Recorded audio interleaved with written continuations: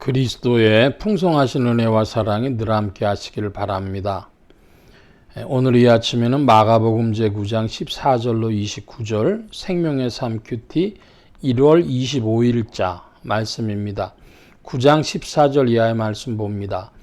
이에 그들이 제자들에게 와서 보니 큰 무리가 그들을 둘러싸고 서기관들이 그들과 더불어 변론하고 있더라. 온 무리가 곧 예수를 보고 매우 놀라며 달려와 문안하거늘 예수께서 물으시되 너희가 무엇을 그들과 변론하느냐? 무리 중 하나가 대답하되 선생님, 말 못하게 귀신 들린 내 아들을 선생님께 데려왔나이다. 귀신이 어디서든지 그를 잡으면 거꾸러져 거품을 흘리며 이를 갈며 그리고 파리해지는지라 내가 선생님의 제자들에게 내쫓아달라 하였으나 그들이 능히하지 못하더이다. 대답하여 이르시되 믿음이 없는 세대여 내가 얼마나 너희와 함께 있으며 얼마나 너희에게 참으리요. 그를 내게로 데려오라 하시매 그의 이에 데려고 오니 귀신이 예수를 보고 곧 그 아이로 심히 경련을 일으키게 하는지라 그가 땅에 엎드러져 구르며 거품을 흘리더라. 예수께서 그 아버지에게 물으시되 언제부터 이렇게 되었느냐 하시니 이르되 어릴 때부터니이다. 귀신이 그를 죽이려고 물과 불과 물에 자주 던졌나이다. 그러나 무엇을 하실 수 있거든 우리를 불쌍히 여기사 도와주옵소서. 예수께서 이르시되 할 수 있거든이 무슨 말이냐? 믿는 자에게는 능치 못할 일이 없느니라 하시니 곧 그 아이의 아버지가 소리를 질러 이르되 내가 믿나이다. 나의 믿음 없는 것을 도와주소서 하더라. 먼저 24절까지의 말씀 봅니다.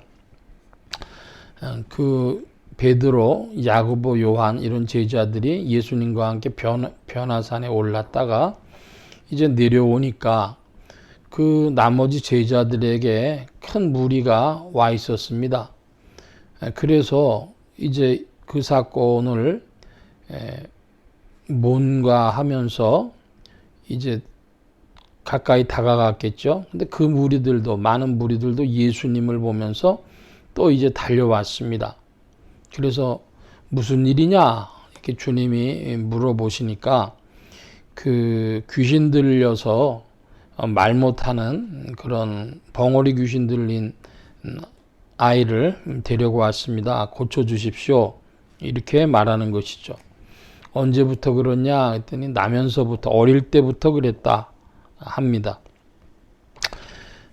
그러면서 할 수 있거든 우리를 불쌍히 여기사 도와주시옵소서 이렇게 이야기를 했더니 예수님이 이렇게 말씀하십니다. 할 수 있거든이 무슨 말이냐? 믿는 자에게는 능히 하지 못할 일이 없느니라 이렇게 말씀하십니다. 그러니까 그 아이의 아비가 소리를 질렀습니다. 내가 믿나이다. 나의 믿음 없는 것을 도와주소서. 지금 23절, 24절이 다 조금 문제가 되는 구절인데요. 뭐냐 그러면 23절에 할 수 있거든이 무슨 말이냐. 믿는 자에게는 능히 하지 못할 리 없느니라. 그래서 믿음을 강조하는 이 구절을 1970년대 때 교회들에서는 많이 교회에 그 구절을 붙여놨었습니다. 특별히 그 순복음교회라고 하죠. 그 순복음교회에서는 이제 이 구절 믿는 자에게는 능치 못할 일이 없다 하는 이 구절을 적어놓고 많이들 뜨겁게 기도하고 막 그랬었습니다. 그랬더니 아이의 아비는 또 뭐라고 얘기를 했냐 그러면 내가 믿나이다 그럽니다. 그러면서 나의 믿음 없는 것을 도와주소서 또 이렇게 앞뒤가 안 맞는 얘기처럼 하지 않습니까? 주님이 믿는 자에게는 능치 못할 일이 없다 하시는 그 말씀에 이 아이의 아버지가 뭔가 감동을 받은 거예요. 그래서 그 감동을 받아가지고 마음이 뜨거워져서 소리를 지르는 것이죠. 믿습니다. 예수님이라면 해주실 줄 믿습니다. 그런데 그 자기 자신의 믿음이 적은 것을 자기 스스로 알아요. 그래서 나의 믿음 없는 것을 도와주소서. 자기 믿음 없다 그러죠. 도와달라고 합니다. 근데 이게 실제적인 발언이죠. 뭐냐면 우리의 신앙에는 신앙과 함께 의심이 공존합니다. 주님이 도와주실 줄 믿습니다 하면서도 주님을 믿지 못하는 우리의 불신도 한 구석에 자리 잡고 있는 것이죠. 그러니까 우리의 믿음을 주께서 도와주셔야 합니다. 믿음과 의심이 공존하는 우리를 긍휼히 여기시고 도우시는 주님이십니다. 제가 어떤 목사님한테 이야기를 들었는데 강남에 있는 큰 부자교회입니다. 지금으로부터 한 30년 가까이 전 얘기죠. 그 당시에는 그 목사님네 교회가 정말 한국에서는 최고로 핫하다 할 정도의 교회였습니다. 그러다 보니까 돈 많은 사람들 많이 모였다 그러니까 그냥 그 교회에 편지도 오고 찾아오는 사람들도 많고 돈 좀 달라는 사람들이 하도 줄을 서는 거예요. 그래서 어느 날 이제 교회에 갔더니 그 비서가 이야기를 합니다. 어떤 분이 오셔가지고 꼭 만나고 가셔야 된다고 저렇게 안 가고 계십니다. 그래서 만났습니다. 그런데 신학교 다니는 전도사인데 자기가 기도를 했더니 그 목사를 찾아가면 어느 교회 목사 찾아가면 하나님이 예배해 주셨다 그래서 왔습니다. 이야기를 하는 거예요. 자기 이름을 대면서 예배해 주셨다고 이제 얘기를 하는데 그래서 그 목사님이 알겠습니다. 그리고 기도합시다. 그랬습니다. 그 목사님이 가만히 계셨어요.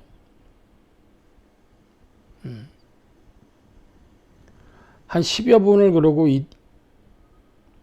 있으니까 그냥 그분이 나가버리더래요.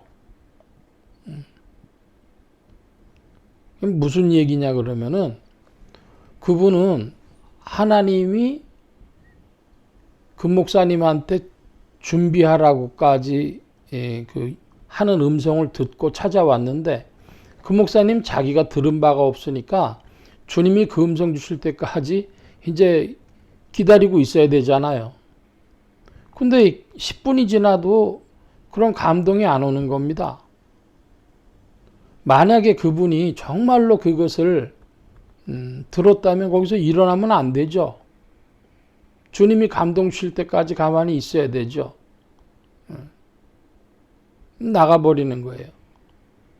그 목사님한테 제가 직접 들은 얘기입니다. 뭐라 그러시냐 하면 저한테 그렇게 찾아와서 그냥 간 사람들이 한둘이 아닙니다. 그러시는 거예요. 정말로 하나님이 그 음성 들은 것이 자기의 종교적 착각이 아니었으면 그냥 가만 앉아 있어야지 왜 가냐는 거죠. 하나님 감동 주실 줄로 믿고 있어야 되죠. 우리의 마음속에는 확신과 의심이 있습니다.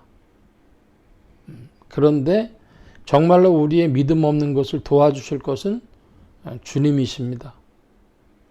자, 먼저 25절 이하의 말씀 계속 보고 또 말씀드리겠습니다. 25절입니다. 예수께서 무리가 달려와 모이는 것을 보시고 그 더러운 귀신을 꾸짖어 이르시되 말 못하고 못 듣는 귀신아 내가 네게 명하노니 그 아이에게서 나오고 다시 들어가지 말라 하시매 귀신이 소리 지르며 아이로 심히 경련을 일으키게 하고 나가니 그 아이가 죽은 것 같이 되어 많은 사람이 말하기를 죽었다 하나 예수께서 그 손을 잡아 일으키시니 이에 일어서니라. 집에 들어가시매 제자들이 종용이 묻자오되 우리는 어찌하여 능히 그 귀신을 쫓아내지 못하였나이까. 이르시되 기도 외에는 다른 곳으로는 이런 종류가 나갈 수 없느니라 하시니라. 자, 먼저 그 귀신을 주님이 내쫓으셨는데 제자들은 못했으니까 주님께 질문을 하니까 주님이 기도 외에는 이런 종류가 없다. 다른 곳으로는 이런 종류가 나갈 수 없다. 그러니까 기도 많이 하라 하는 권능이 있기 위해서는 기도를 많이 해야 된다. 오늘날도 그 주님의 신령한 말씀을 깨닫는 것, 그리고 사랑의 마음을 갖게 되는 것, 영과 인격의 문제, 그리고 권능의 문제에서 권능을 중심으로 한다면 뭘 해야 되겠습니까? 기도 많이 하면 되는 것이죠. 권능이 중심된다면. 그런데 주님의 사역은 권능과 기적에 초점 맞춰져 있지 않고 그것보다는 영과 인격에 맞춰져 있다. 자, 그런 말씀을 며칠 전에도 드린 기억이 있습니다. 그런데 이 귀신 내쫓는 이런 것은 권능의 이런 기도로 해야 된다는 말씀 살피고, 그 앞에 주님이 이제 이 귀신을 내어 쫓으실 때에 무슨 일이 벌어졌냐 그러면 26절에 보면 아이가 심히 경련을 일으키고 죽은 것 같이 됐다. 그래서 사람들이 말하기를 죽었다. 이렇게 얘기를 한 것이죠. 죽었다. 그러니까 귀신이 나가기 전에는 한국말로 얘기를 하면은 발악을 하고, 또는 무슨 약을 이제 병자가 약을 먹고 고침받을 때에 명현현상이라 그래가지고 무슨 약을 먹었더니 더 아파지고 더 나빠지는 것 같은 그 터널을 통과하는 수가 있죠. 명현현상이라고. 그래서 그런 과정을 거쳐가지고 이제 이 아이가 고침받고 일어나는 것입니다. 근데 우리의 인생도 보면은 그리스도 예수 앞에서 명현현상과 같은 때가 있을 수가 있습니다. 귀신들이 안 쫓겨나려고 그 인생들의 영과 인격을 붙들고도 그러한 수가 있죠. 그런데 그 터널을 지나가면 그러면 주님의 치유의 역사, 생명의 역사가 나타난다. 이것을 기억해야 할 것입니다.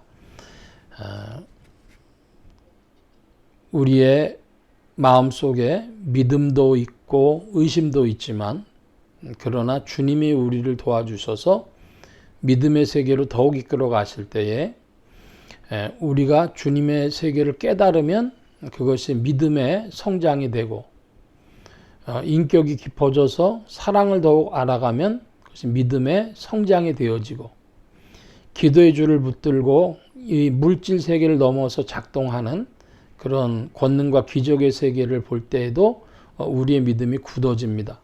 여러분의 믿음이 주님 안에서 성장해서 이 아이의 아버지와 같은 것이 보통 인생들의 마음인데, 내가 믿나이다. 주님이시면 다 하실 수 있습니다.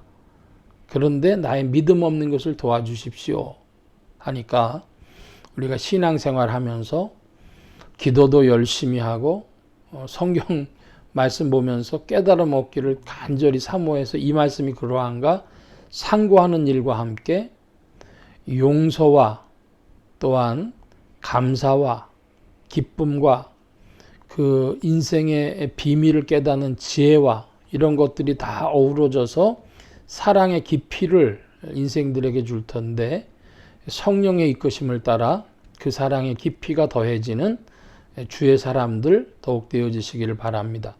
주님께서 우리를 도우시고 이끄십니다. 기도합니다.